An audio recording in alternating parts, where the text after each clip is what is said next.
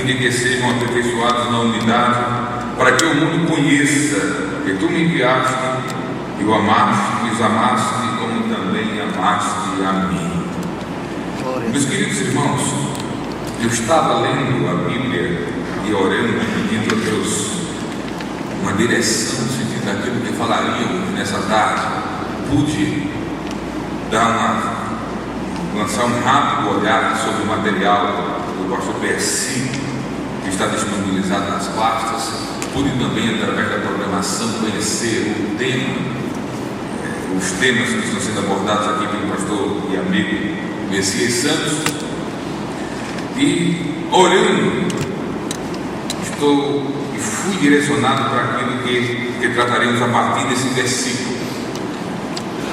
É importante nesse momento inicial, nessa nossa palavra inicial e introdutória, lembrarmos que, apesar de unidade, o termo unidade ser um ideal de Deus para a vida da igreja, e obviamente, enquanto igreja, também em termos de obreiros e ministério, esse ideal de Deus não é um ideal tão simples de ser atingido. É um belíssimo ideal, mas é um dos mais difíceis ideais a serem atingidos. E lendo João 17, me saltou aos olhos, nesta oração sacerdotal de Jesus, exatamente alguns termos utilizados no contexto do versículo 21, que confirma a ideia da dificuldade, da complexidade, do desafio de se alcançar a unidade. Unidade é algo tão difícil de ser conquistado e alcançado, que no versículo 20, enquanto a oração sacerdotal ela vai sendo feita pelo Senhor, é a oração de Jesus ao Pai.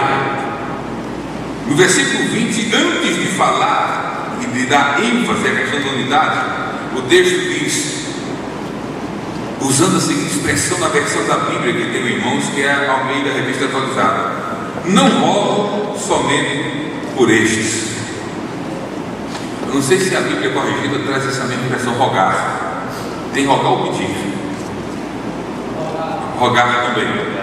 E todos nós sabemos que rogar é um pedido de oração diferenciado. É mais do que simplesmente orar. É mais do que simplesmente pedir. Rogar implica um pedido que geralmente é movido por um sentimento de necessidade muito grande, muito profundo, uma intensidade emocional muito forte. Rogar ao Pai, rogar a Deus, é mais do que simplesmente pedir, é pedir com força, com intensidade. Sinaliza para questões muito difíceis ou urgentes. Na oração comum a gente pede, na dificuldade a gente roga. Questões urgentes nós rogamos. E quando a questão foi unidade, o termo que a Bíblia, ou que o evangelista usou para transcrever as palavras de Jesus foi esse: não rogo somente por estes, mas também por aqueles que vierem a crer em mim, por intermédio da sua palavra. E o propósito do rogo, a fim de que todos sejam um. Por quê? Porque a unidade é algo tão difícil de ser alcançado, de ser conquistado. Várias razões, mas uma dessas razões ou motivos eu coloquei em destaque. Unidade é algo difícil de ser alcançado em função das complexidades que envolve o ser humano, porque unidade envolve a dimensão do humano. Coisas não vivenciam a possibilidade da unidade, só gente. Não há unidade entre cadeiras e bancos, não há unidade entre tribuna e microfone. Unidade é uma realidade que só pode ser vivenciada por pessoas, por gente, por ser humano. Então, pelo fato de unidade ser algo que só pode ser vivenciado pelo ser humano, pelo indivíduo ou por indivíduos, daí a razão da dificuldade da unidade, porque o ser humano é um ser complexo. Nós somos complexos. Há uma complexidade no ser humano que apenas Deus pode resolver essa equação e entender a equação.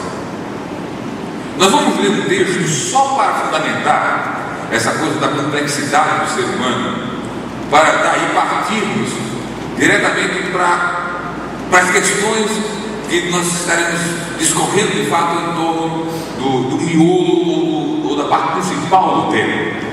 Por favor, abra sua Bíblia na carta de Paulo aos Romanos, capítulo 7.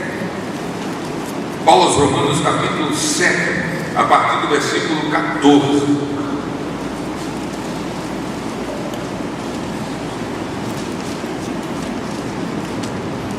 Aos Romanos 7,14, nós vamos ler alguns versículos, porque esses versículos falam e sinalizam a complexidade do ser humano. Glória a Deus. Porque bem sabemos que a lei é espiritual. Eu, todavia, sou carnal, vendido à escravidão do pecado. Porque nem mesmo compreendo o meu próprio modo de agir. Perceba, é provável que em algumas pessoas haja pequenas variações no texto, mas o sentido é o mesmo. Aí Paulo diz, repito, porque nem mesmo compreendo o meu próprio modo de agir, pois não faço o que prefiro, e sim o que detesto. Aí eu pergunto, alguns discutem doutrinariamente, teologicamente, se esse texto diz respeito à vida pregressa de Paulo, ser antes ou depois da conversão. Não faz muita diferença. Mas como não faz muita diferença? Pelo simples fato, eu lanço uma pergunta aqui e consolido e fundamento que não faz muita diferença. Vou repetir o versículo. Pois nem mesmo compreendo o meu próprio modo de agir, pois não faço o que prefiro e sim o que detesto. Aí eu perguntaria aqui, você precisa responder e sinalizar, quantos de nós não vivem hoje isso no nosso dia a dia? Agimos de uma maneira que nem a gente mesmo entende. Poxa, por que eu agi desse? Por que eu fiz isso? Por que eu falei isso? A gente vai dormir feliz, satisfeito, bem-humorado, e de repente acorda mal-humorado, abusado. Nos cruzamos nas ruas com as pessoas, Pai do Senhor, bom dia por quê? A gente acorda no primeiro contato com a esposa, já demonstra bom bom, ela faz. Sonhasse com o quê? Não é verdade? Então, nós somos tão complexos que podemos em uníssono afirmarmos como Paulo que nem mesmo compreendo o meu próprio modo de agir por vezes. Às vezes pensa e tenta em dizer e fazer coisas e fazemos tudo o contrário. Por quê? Porque essa complexidade do ser humano é resultado da sua própria estrutura humana, espiritual e corpo. E quando tratamos de alma, ainda alguém vai falar das dimensões mais altas, mais elevadas da alma e das mais baixas, e vai dizer que as mais baixas se refere exatamente ao que Paulo chama de inclinações da carne. Porque a carne, o corpo, onde está localizado os sentidos, são esses sentidos que atuam em razão da vida que flui da alma, que faz com que a gente, pelos olhos, deseje, possa pelo olfato sermos atraídos pelo que ouvimos, pelo que tocamos, pelo que degustamos. Tirou a alma, o corpo não sente nem percebe mais nada. Então carne só inclina para um lado ou para o outro por causa da alma. E nessa alma tem coisas boas e coisas ruins. Por isso alguém fala das dimensões mais elevadas e das mais baixas, ou das inclinações mais baixas da alma. E aí se fala do Espírito como aquela dimensão do ser humano mais próxima de Deus, que comunga com o Espírito Santo. E a dimensão do Espírito e da alma, que fala do ser invisível, acaba sendo parte do corpo, que é essa dimensão mais tangível, concreta do ser humano, que pode adoecer. E a doença no corpo muda o humor, ou seja, afeta a alma.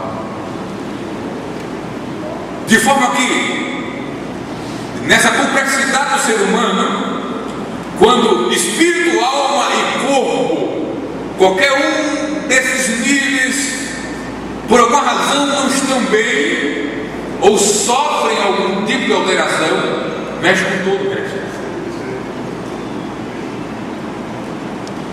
Da mesma forma que o corpo pode promover na alma uma reação, a alma promove no corpo reações também. Daí vem as doenças psicossomáticas, que são resultados de tensões, de pressões, de ansiedades, de temores, de receio, de medos, que geram úlceras, feridas, até dores das mais diversas. Então veja que complexidade é o ser humano. Por isso Paulo diz: porque nem mesmo compreendo o meu próprio modo de agir, pois não faço o que prefiro e sim o que detesto. Ora, se faço o que não quero, consinto com a lei que é boa. Neste caso, quem faz isso já não sou eu, mas o pecado que habita em mim, porque eu sei que em mim, isto é, na minha carne, não habita bem nenhum, pois o querer, o bem está em mim, não porém o efetuá-lo. Porque não faço o bem que prefiro, mas o mal que não quero, esse faço. Mas se eu faço o que não quero, já não sou eu quem o faz, e sim o pecado que habita em mim. Então, ao querer fazer o bem, encontro a lei de que o mal reside em mim, porque no tocante ao homem interior tenho prazer na lei de Deus. Mas vejo nos meus membros outra lei que guerreia, que guerreando contra a lei da minha mente, me faz prisioneiro da lei do pecado que está nos meus membros. Aí no versículo 24 ecoa quase um grito de desespero: desventurado ou miserável homem que sou, quem me livrará do corpo dessa morte? E aí no versículo 25 vem um grito de esperança: graças a Deus por Jesus Cristo nosso Senhor, de maneira que eu de mim mesmo com a mente sou escravo da lei de Deus, mas segundo a carne da lei do pecado. Não vou entrar em detalhes e comentários sobre o texto, é só para fundamentar a questão das nossas complexidades. E falávamos exatamente que unidade é o ideal difícil de ser atingido, porque envolve a questão humana, e o ser humano é um ser complexo por si só. Sozinhos, sem ninguém, somos complexos, e nós mesmos, naquilo que chamamos da arena do nosso próprio ser, guerreamos. Por vezes não há unidade nem em nós em termos de sujeito, porque Paulo diz: na minha mente tem uma coisa, um desejo, e no meu corpo tem outro. Deixa eu descer. Então, a unidade às vezes é um ideal difícil de ser atingido em nós mesmos.